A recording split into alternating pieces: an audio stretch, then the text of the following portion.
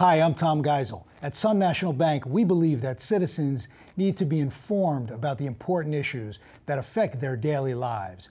That's why we're proud to support programming produced by the Caucus Educational Corporation and their partners in public television. This special edition of One-on-One with Steve Adubato is brought to you from the Tisch WNET studios at Lincoln Center. Funding has been provided by Hackensack University Medical Center, Bloomfield College, offering small classes and big opportunities since 1868, New Jersey Manufacturers Insurance Group, auto insurance, homeowners insurance, and banking under the principle of stewardship, and by Verizon Communications. This is One-on-One. That's good acting, yeah.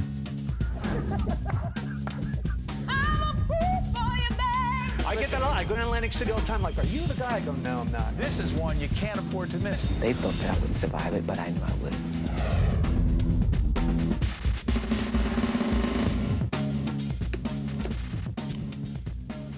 Hi, I'm Steve Adubato. We're coming to you from the Tisch WNET studios here at Lincoln Center. We are thrilled to be joined by Andy Cohen. You know Andy Cohen. How you doing? I'm doing great. Andy Cohen is the author of a terrific book called Most Talkative, which you were, in fact, named in high school. I was. Never stopped talking. Never stopped talking. Before and after, yeah. Stories from the front lines of pop culture.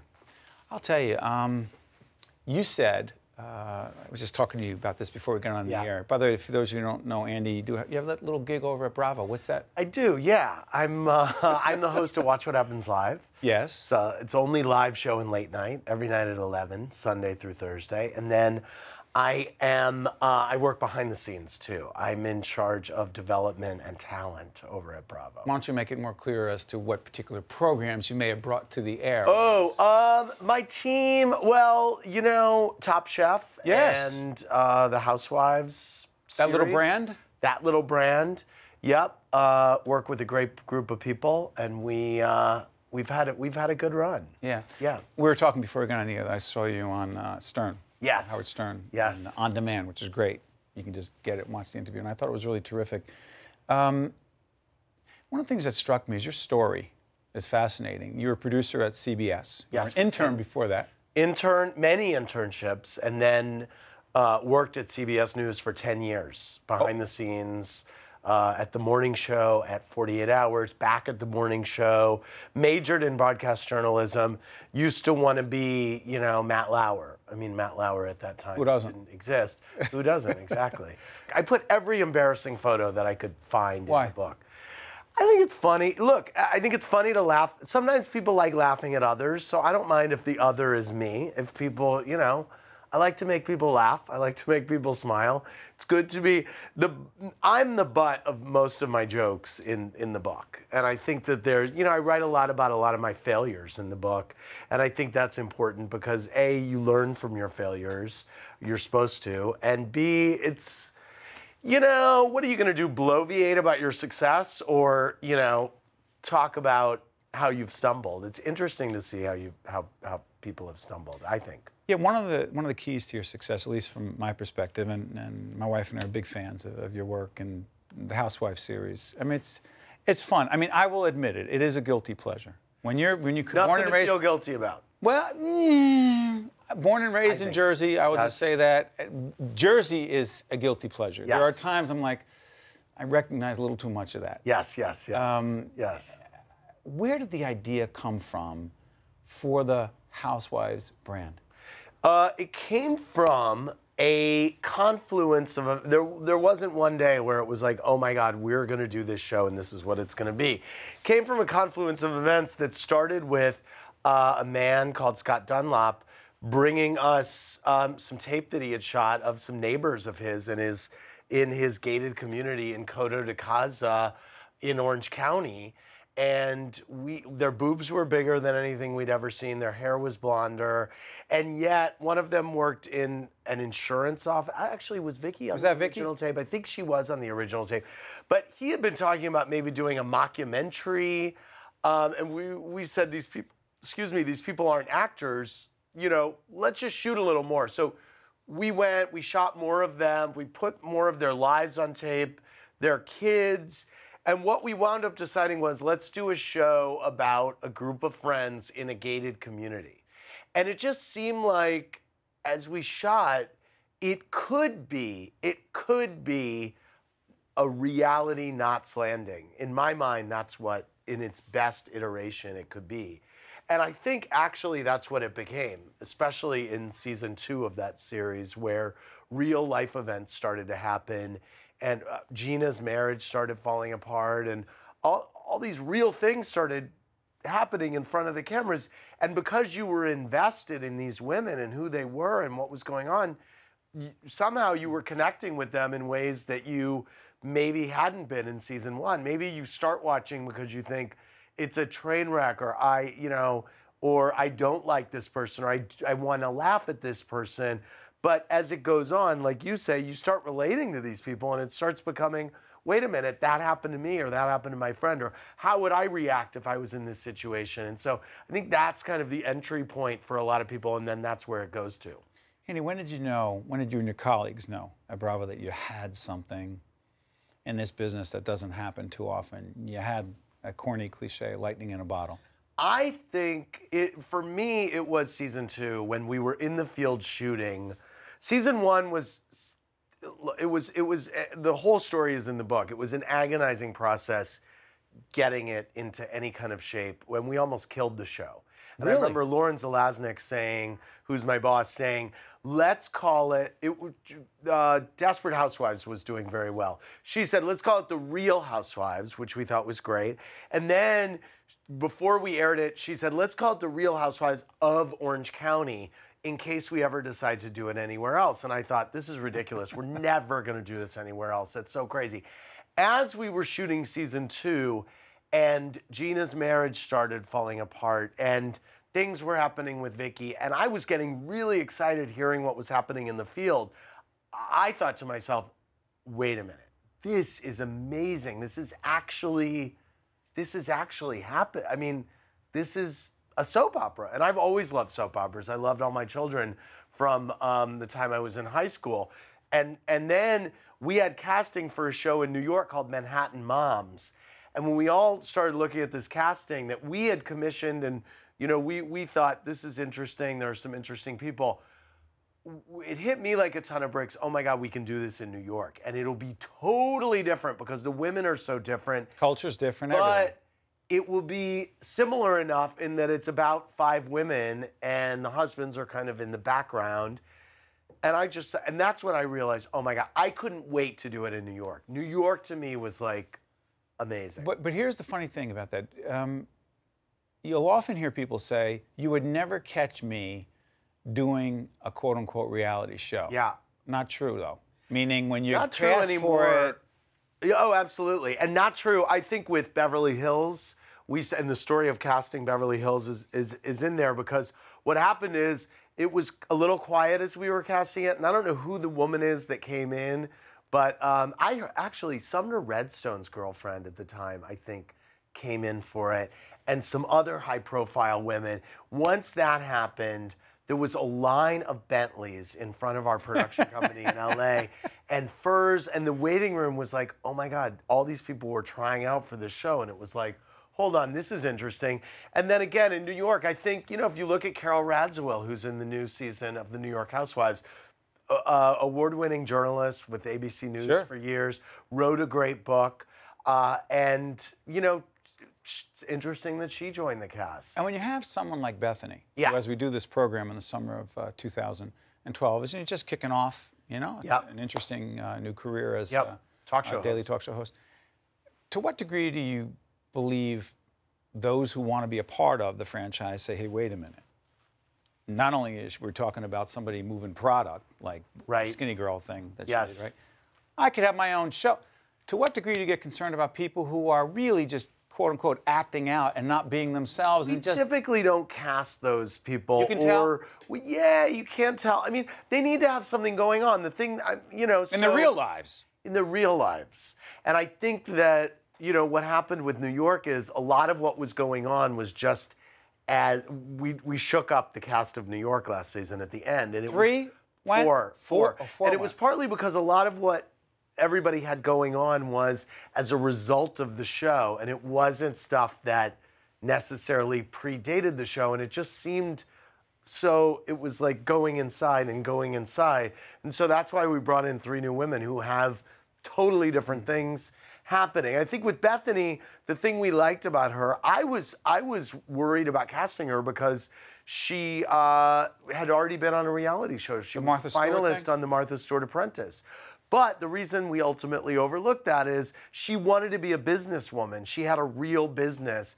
And she wasn't shilly in a nasty, gross way on the show. She was just doing her thing and trying to make something happen. Viewers do not respond well to people kind of overtly shilling. I will. Speaking of our viewers don't. By the way, shilling, you mind if I talk about your book again? Please do. Most Talkative, Stories from the Front Lines of Pop Culture, Andy Cohen. Andy, we'll go back and talk about your childhood just in a little bit, but I have to ask you about the Jersey Housewives. The Jersey Housewives reunion that most people saw. In the book, you do talk about like physical stuff going on to the point where you were being thrown around. I think you said like a rag doll. Yes, was it by Teresa? It was by Teresa. I can't even believe on PBS I'm talking about this. I can't either. I was thinking. I was pushed. Yes, that's his. Look, you said violence. I wouldn't. But is there a part of you say the real part of this discussion is there a party that says, hey, enough of this? Enough of this, meaning, listen, we got a great brand, there are a lot of people watching, but here are the parameters. Yes, absolutely. I mean, look, I think getting pushed is over the line. And it's the only, look, I've done probably 60 hours of these reunion shows, and that's the, I was pushed. All right. It's not exactly, it's a lot of verbal sparring, and women in different cities have different ways of communicating. The Beverly Hills women are very, they spar, but they keep their voices very low. It's very calm. The Atlanta women are a little more louder, but again, they stay in their seats. It's all right. Talk about your nighttime show. Yes. Watch What Happens Live. I love it. It's live? Oh, yeah. It's the only live show and late night.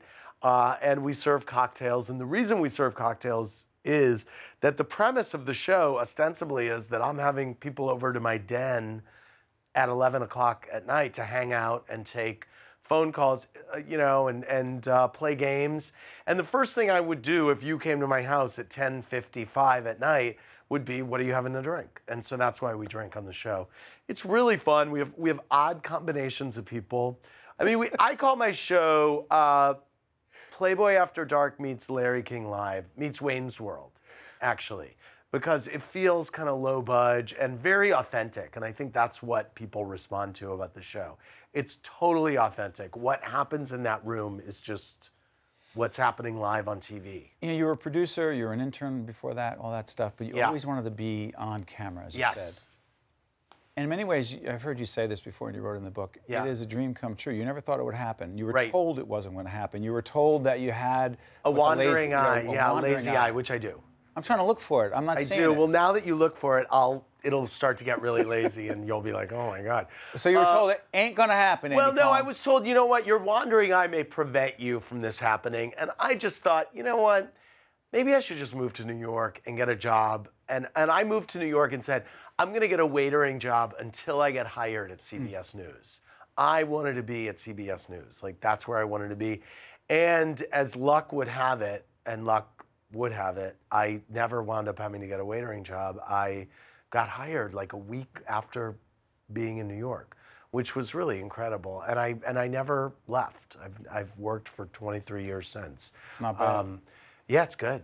It's really good. I got to do this. 2 minutes left, and I should have left more time for this. Yeah. Your story about growing up is pretty powerful. You growing up in St. Louis, because you're a Cardinals fan, I know that. Yes, big Cardinals fan. That's... Look at this. That's ridiculous. Yankee fans. Got a picture of Andy and curlers. Great. Oh, yeah. Me and curlers. There you go. My neighbors did that to me.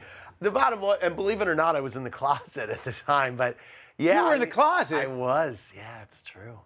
Yeah. When did you? I came out when I was 20. Yeah. Parents totally supportive? Totally supportive, yes. You talk a lot about your parents. They're great. I do. They're great. They're great. My mom is the best character in the book, although she hates it when I say she's a character.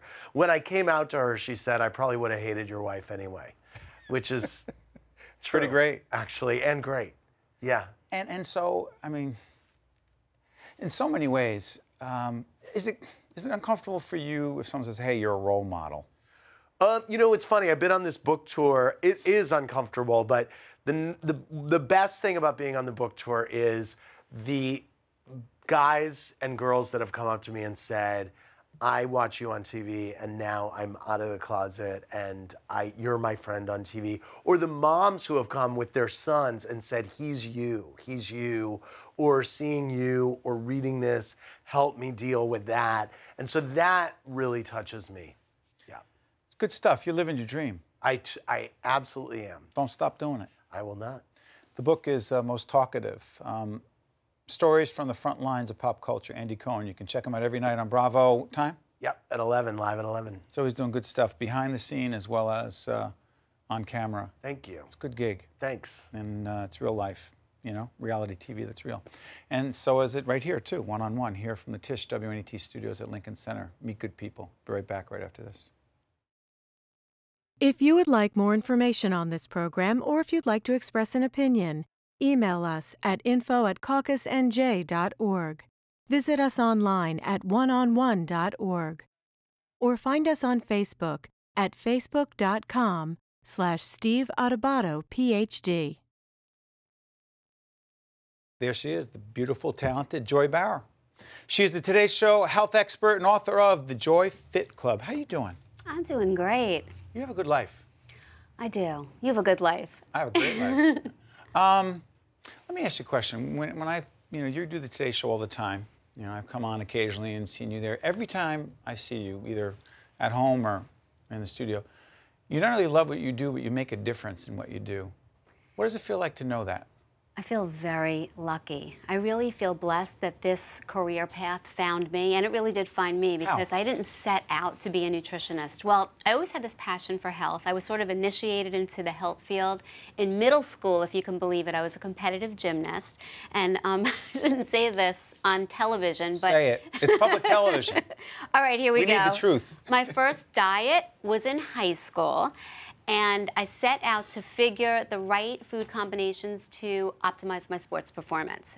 There was no internet back then, so I went to the library and I scored through all of these big fat textbooks, and I realized that complex carbohydrates and vegetables were the key to my success. So for 3 days straight, I appointed Ritz crackers as my complex carbohydrates and mayonnaise-laden coleslaw as my vegetables. Get out of here. 3 days straight, that's what I ate. Anyway, I jumped ship, it didn't work, no surprise.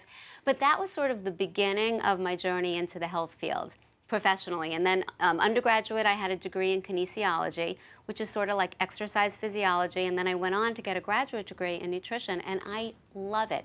And every time I hear somebody has transformed their lives, they're happier, they're healthier, they wake up in the morning with a big smile on their face, it reminds me how much I love what I do.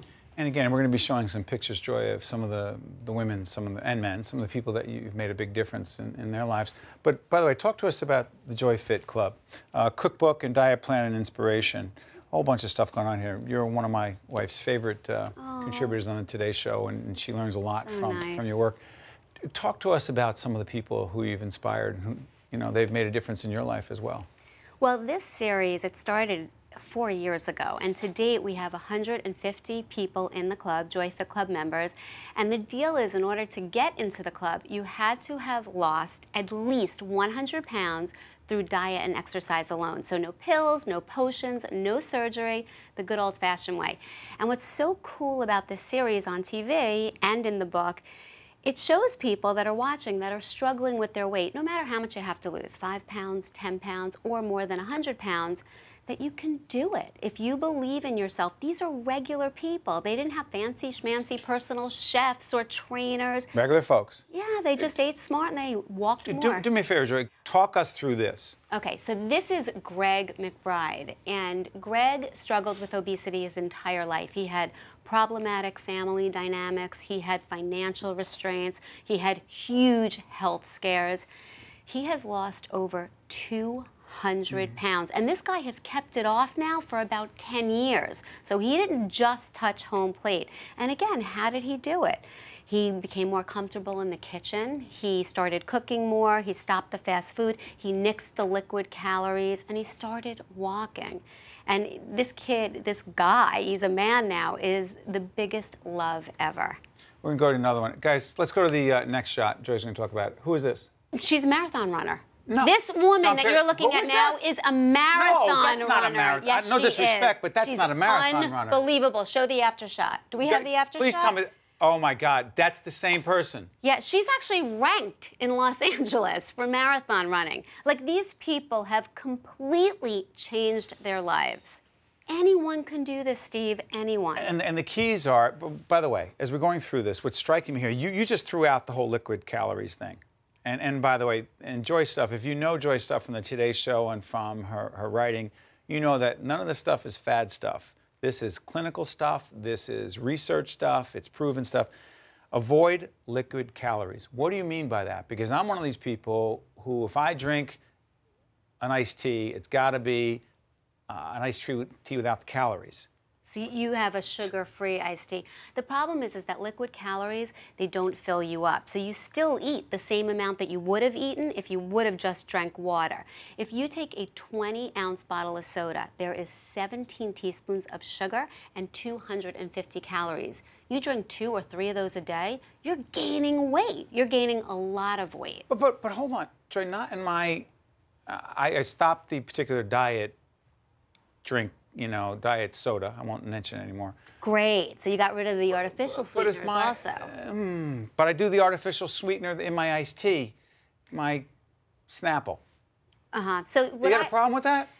Well, I do. You know, I'm not an advocate of the artificial sweeteners, and I even put stevia in there. Any of the 0-calorie sugar things that sort of trick your brain. But trick your brain? You know, in other words, they give you the shot of sweetness without any of the real sugar calories. I want people to get used to eating food in its natural state, drinking water, even the natural flavored seltzers. Natural flavored seltzers are great because it has the fizzy pop like soda. Yep. But it doesn't have added sugar or the artificial sweeteners or stevia. That being said, I know people really love some of the diet stuff with the artificial sweeteners or with stevia, and I get it, and I respect that, and they can really be helpful with weight loss. No more than 2 items a day with those things, and then you're fine. Talk about avoiding trigger foods. What are we talking about? What are trigger foods? So trigger foods are those foods that once you start eating, you just can't stop. And that's going to mean different things for different people. For some people, it's peanut M&Ms. For some people, it's chips, chocolate chip cookies. Some people have a problem with peanut butter. You know, they stick their finger in the peanut butter jar, and before you know it, the 10th finger, the 20th finger. So you have to identify what are your own trigger foods and get them out of the house. It's not fair to keep them in sight. Hold on. Yeah, my wife needs, Jennifer, you need to listen to Joy right now. I tell her there's certain chips, keep them out of the house. She said, because we have 3 small kids. She said, they're for the kids, they're not for you. Who's right?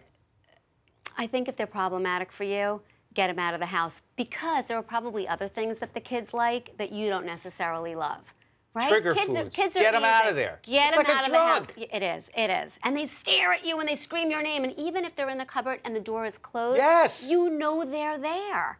Do you believe in? I do a lot of gum at night, sugarless gum, not to eat. I think it's great. Okay. I think sugarless gum, and also some of the interesting herbal caffeine-free teas at night. They have desserty ones, really delicious ones.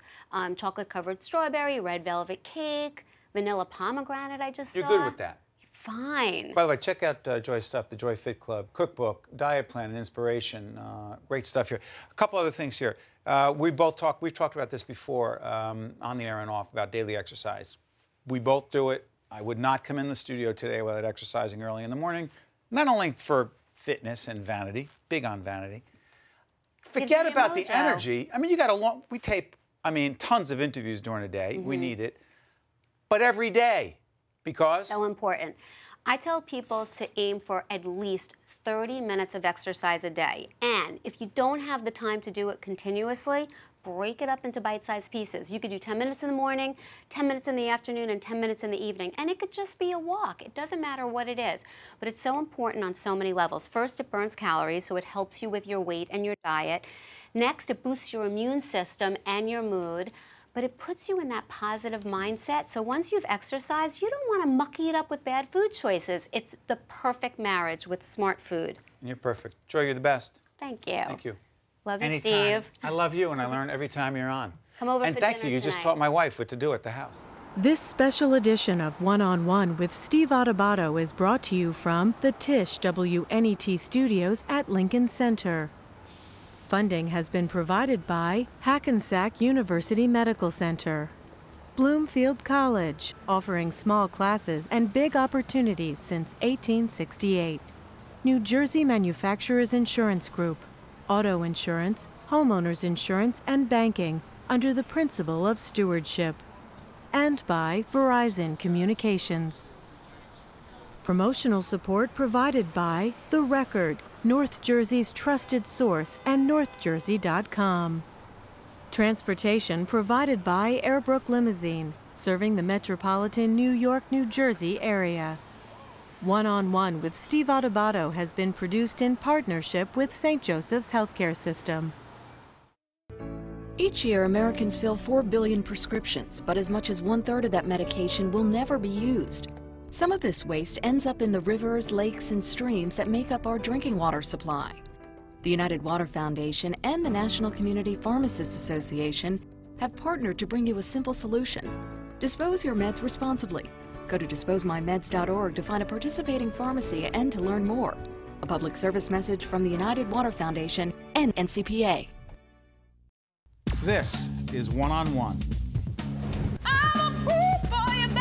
Join me as we get up close and personal with some of today's most compelling personalities. This is one you can't afford to miss. Weeknights at 7 and 11:30 p.m. on NJTV and 12:30 a.m. on 13.